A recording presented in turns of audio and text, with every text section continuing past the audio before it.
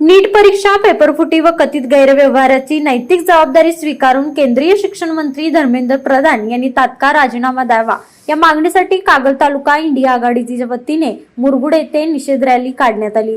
दिल्लीतील संसद मोर्चा दरम्यान आंदोलन करणाऱ्या विद्यार्थी विद्यार्थिनी पालक आणि महिलांवर पोलिसांनी केलेल्या कथित लाठीचार्जच्या निषेधार्थ मुरगुड पोलीस ठाणे ते शिवतीर्थ पर्यंत धिक्कार घोषणासह रॅली काढण्यात आली।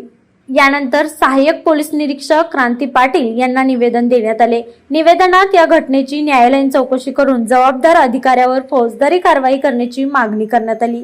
यावेळी विद्यार्थी नेते अभिजित दिपके यांच्या नेतृत्वाखाली सुरू असलेल्या आंदोलनाला तसेच पर्यावरणवादी सोनम वांगचुक यांच्या उपोषणालाही पाठिंबा जाहीर करण्यात आला।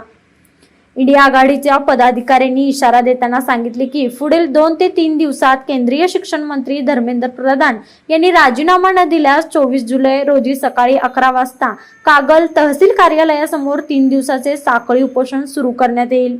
या आंदोलनात विद्यार्थी, पालक, स्पर्धा परीक्षार्थी आणि सामाजिक कार्यकर्त्यांनी सहभागी व्हावे असे आवाहनही करण्यात आले।